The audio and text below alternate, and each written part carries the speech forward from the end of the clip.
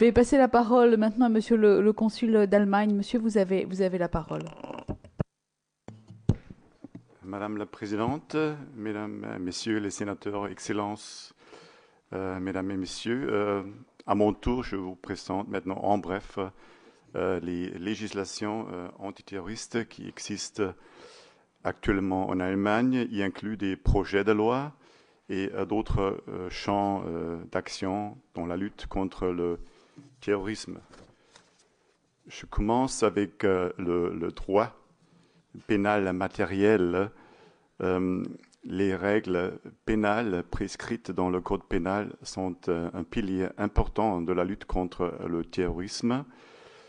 Il prévoit que certains actes préparatoires en vue d'actes de violence constituant une menace grave pour la sécurité nationale peuvent faire l'objet d'une sanction pénale.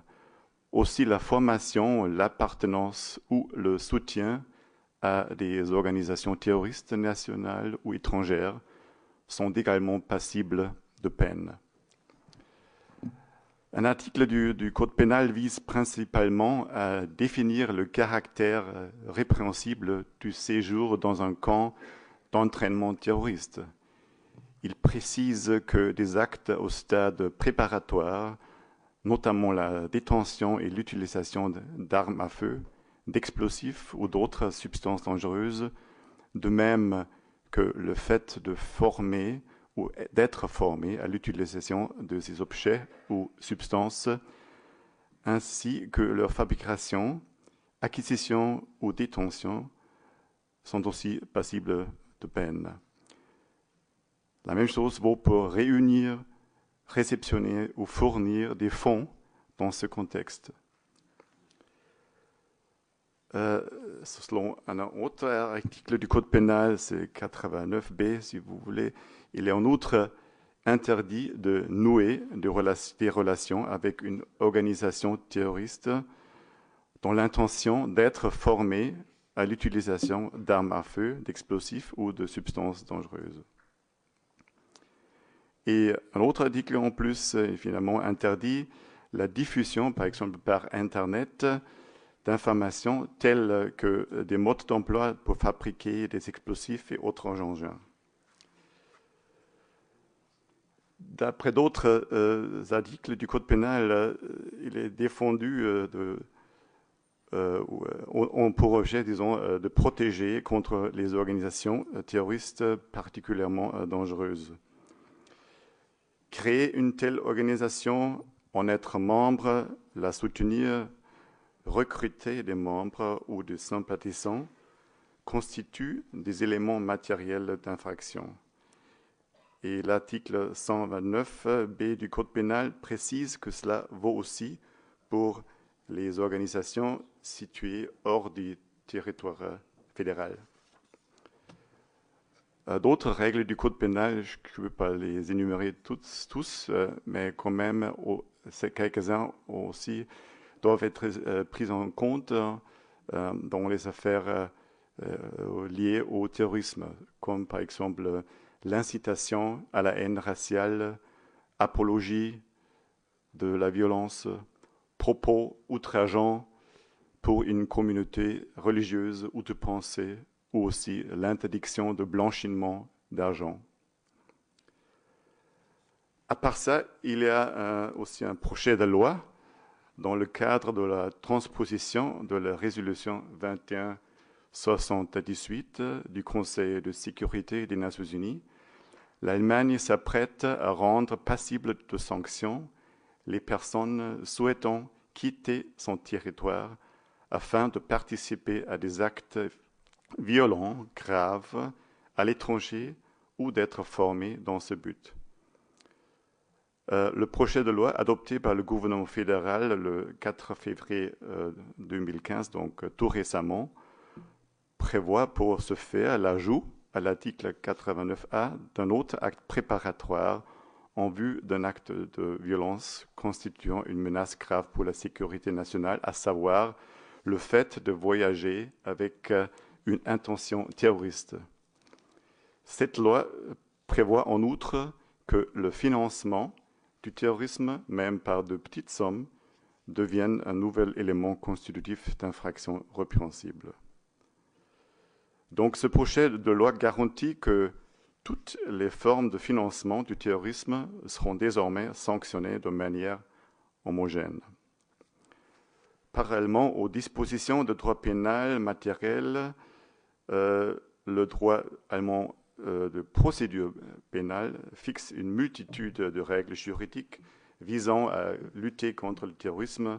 Sont particulièrement intéressantes à cet égard les méthodes suivantes: la recherche policière par recoupement, la surveillance des télécommunications, le recours à des agents d'infiltration, le fichage, c'est-à-dire l'enregistrement des données de contrôle aux frontières et observation pendant une durée supérieure à 24 heures. Je passe brièvement à la législation relative à la police et au maintien de l'ordre.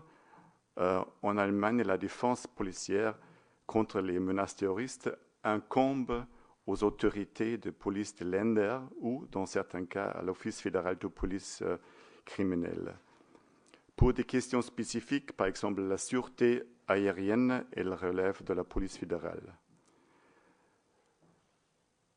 La loi relative à l'Office fédéral de police criminelle et à la coopération entre la Fédération et les Länder en matière de police criminelle définit des compétences spécifiques à la défense face aux menaces que fait peser le terrorisme international. Je passe brièvement à la loi sur les passeports et aussi la loi sur les cartes d'identité. Il est clair que les compatriotes étrangers doivent être concrètement empêchés de quitter le pays. Selon la loi sur les passeports, un ressortissant allemand peut se voir interdire la sortie du territoire en cas de menace pour la sécurité nationale ou encore pour protéger d'autres intérêts fondamentaux de la République fédérale. Cela se traduit alors par le retrait du passeport. Toute personne quittant le territoire national malgré le retrait de son passeport est passible de sanctions fixées par la loi sur les passeports. Une disposition de la loi sur les cartes d'identité autorise également les autorités compétentes à ordonner que, dans des cas particuliers, la carte d'identité ne puisse pas être utilisée pour quitter le territoire allemand. Un projet de loi amendant la loi sur les cartes d'identité en vue d'introduire un document tenant lieu de carte d'identité ainsi que la loi sur les passeports a été approuvé par le gouvernement fédéral en janvier cette année en créant une nouvelle disposition justifiant le refus et le retrait de la carte d'identité. Il vise à empêcher les personnes suspectées d'être des terroristes extrémistes d'effectuer des déplacements qui représenteraient une menace pour la protection de l'État. Ainsi, à l'instar du passeport, la délivrance d'une carte d'identité pourra désormais être refusée ou la carte être retirée. Et afin de permettre un contrôle efficace des interdictions de sortie du territoire, la personne concernée se verra délivrer un document tenant lieu de carte d'identité. Elle ne sera ainsi plus autorisée à quitter l'Allemagne. Ensuite, il y a des dispositions prévues par la loi relative au séjour des étrangers en Allemagne.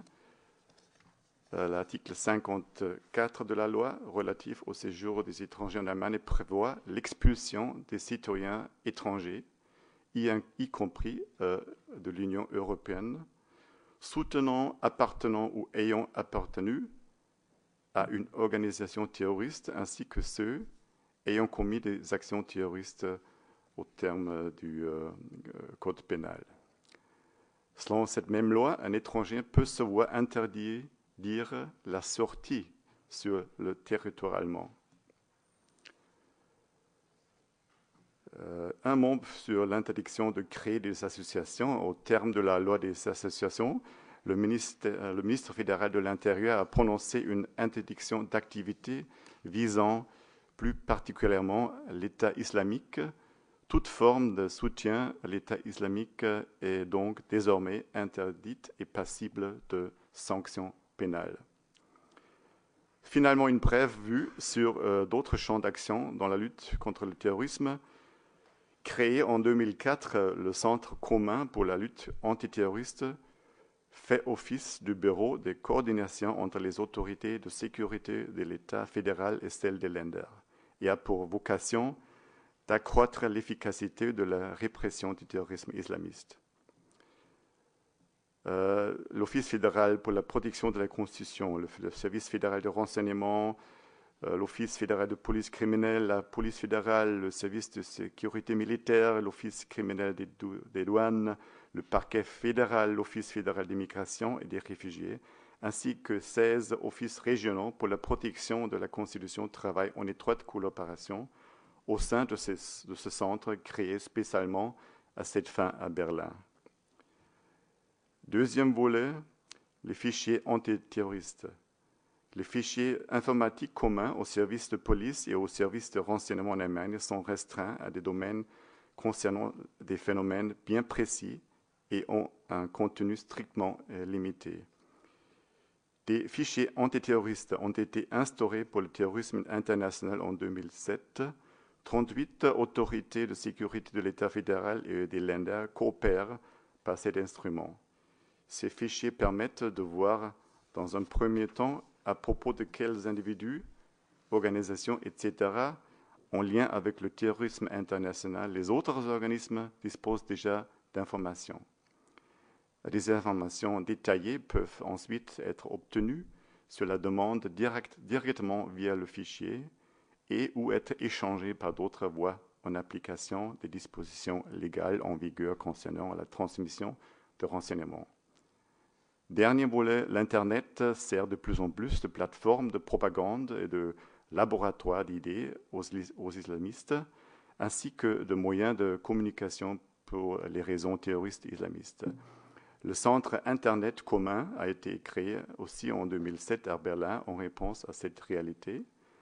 Les représentants des autorités de sécurité associées dans ce projet ont pour mission de surveiller, exploiter et analyser les publications à contenu islamiste ou djihadiste sur Internet afin d'identifier le plus tôt possible les structures et activités extrémistes et terroristes en ligne et pour développer des contre-mesures.